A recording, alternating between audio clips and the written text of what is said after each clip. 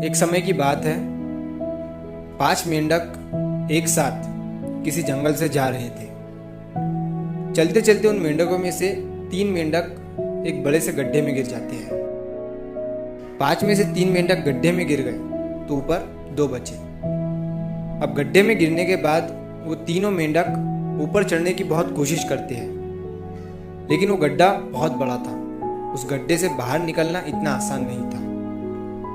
अब गड्ढे के ऊपर जो 2 मेंढक बचे हुए थे, वो गड्ढे के अंदर देखकर उन तीनों मेंढकों से कहते हैं कि अब तुम तीनों इस गड्ढे से कभी बाहर नहीं निकल सकते हो।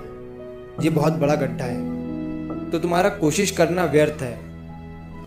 ये सुनने के बाद उन तीनों मेंढकों में से एक मेंढक को लगता है कि ये सही बोल रहे हैं। ये गड्ढा बहुत बड़ा है और अब हम इसमें से कभी नहीं निकल सकते हैं। तो वो मेंढक थोड़ी कोशिश करने के बाद हार मान लेता है और उसी गड्ढे में एक जगह आराम से जाकर बैठ जाता है।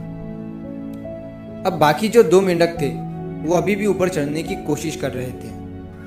अब उन दोनों को देखकर ऊपर वाले मेंढक फिर से उन्हें ये कहते हैं कि तुम जो कोशिश कर रहे हो वो बेकार है। तुम इस गड्ढे से कभी बाहर नहीं निकल सकते हो और अब तुम्हें अपनी सारी जिंदगी इसी गड्ढे में गुजारनी पड़ेगी। अब ये सुनने के बाद जो 2 मेंढक कोशिश कर रहे थे ऊपर चढ़ने की, उनमें से एक और मेंढक को ये लगता है कि ये सही बोल रहे हैं। अब हम इस गड्ढे से कभी बाहर नहीं निकल सकते हैं और वो भी हार मानकर बैठ जाता है। लेकिन अभी भी उनमें से एक मेंढक ऊपर चढ़ने की कोशिश कर ही रहा था।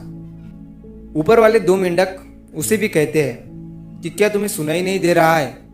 उन दोनों ने हार मान लिया है और तुम अभी भी ये सोच रहे हो कि तुम इस बड़े से गड्ढे से बाहर निकल सकते हो।